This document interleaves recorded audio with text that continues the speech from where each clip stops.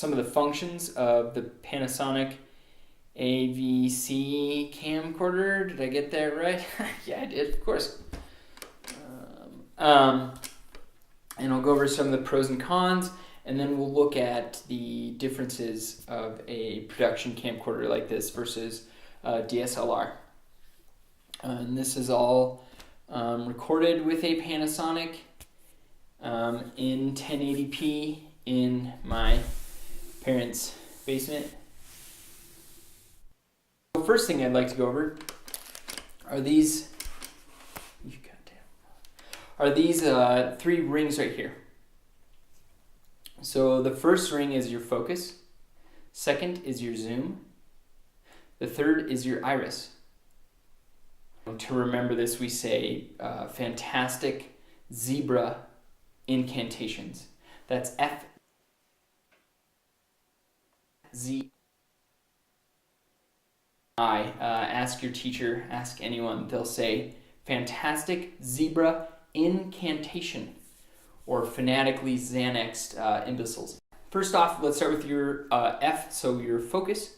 The focus ring on the Panasonic, it takes a lot longer than a DSLR. So a DSLR, you might, to do like a nice rack focus shot, you might just go from this part, do like a quarter turn, and you're there. With these, it takes a little bit more. But the cool thing is, it does have a focus assist right here. And what that does is you'll see it in your monitor that what is in focus will have red lines around it. Next is your zoom. The zoom on the camcorder is really cool because you can put it on manual, so that's me doing it with my hands, or you can put it on servo. So that's this little click right here. And now I can't move it, but how I can move it is I push this button to zoom out and this to zoom in.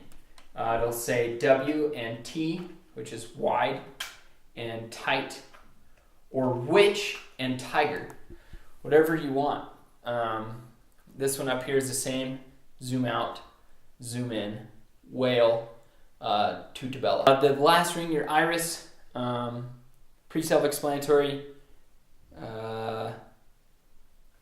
But the cool thing about the AVC camcorders is they do have this little toggle switch right here, which is ND filters. And I'll turn on one ND filter. You'll hear a click here. Clicky, clicky.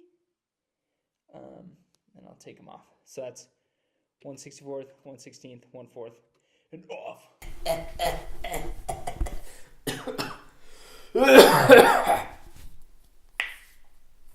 Cool, so that's the front of the camera, but the greatest part about the camcorders is the audio, because it's got two channels here. So, you could have two lavaliers. You could mic two people in the same interview and then isolate them and maybe use another mic for your natural sound. And that's another thing that really works for the production side of these cameras. And if you open it up here, so here you see things like zebra and nothing else. So here we can mess with these inputs right here.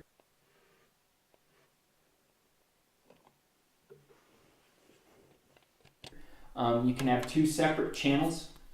So you can put the channels on internal or put them on the different inputs. So you have channel 1 as your internal mic, or you can have channel 1 as input 1.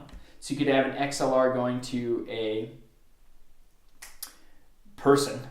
And then you could have your channel 2 as internal. and that could be picking up your natural sound. Cool, so that's the bare bones of the Panasonic. There's a lot with this stuff. You know, you can go into what levels? Panasonic versus the DSLR. First, with the DSLR, you can see the shallow depth of field, and I personally do like the shallow depth of field.